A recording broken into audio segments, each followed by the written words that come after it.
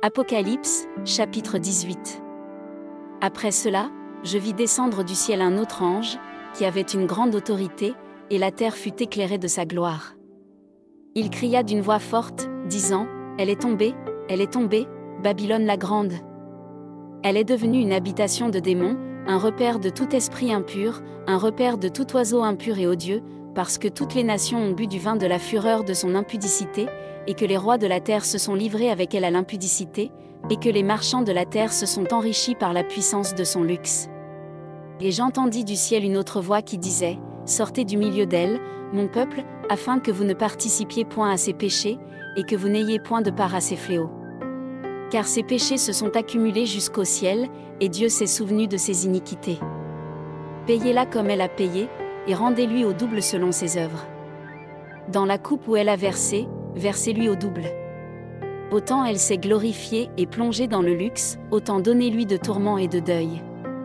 Parce qu'elle dit en son cœur, « Je suis assise en reine, je ne suis point veuve, et je ne verrai point de deuil. » À cause de cela, en un même jour, ces fléaux arriveront, la mort, le deuil et la famine, et elle sera consumée par le feu. Car il est puissant, le Seigneur Dieu qui l'a jugé. Et tous les rois de la terre, qui se sont livrés avec elle à l'impudicité et au luxe, pleureront et se lamenteront à cause d'elle, quand ils verront la fumée de son embrasement. Se tenant éloignés, dans la crainte de son tourment, ils diront, « Malheur! Malheur! La grande ville, Babylone, la ville puissante. En une seule heure est venu ton jugement.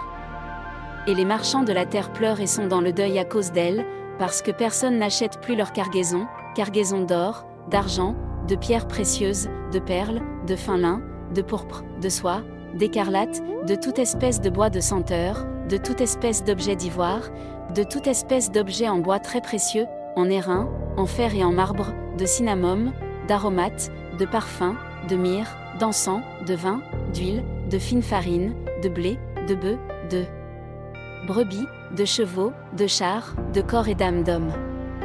Les fruits que désirait ton âme sont allés loin de toi, et toutes les choses délicates et magnifiques sont perdues pour toi, et tu ne les retrouveras plus.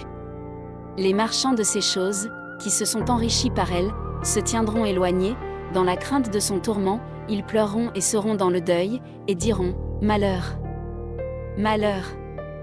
La grande ville, qui était vêtue de fin lin, de pourpre et d'écarlate, et parée d'or, de pierres précieuses et de perles.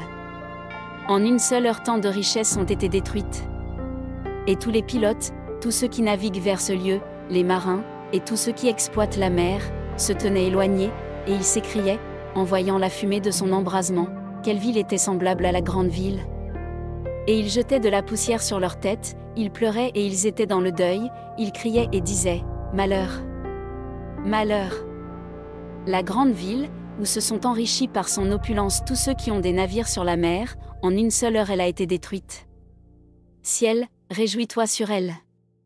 Et vous, les saints, les apôtres, et les prophètes, réjouissez-vous aussi. Car Dieu vous a fait justice en la jugeant.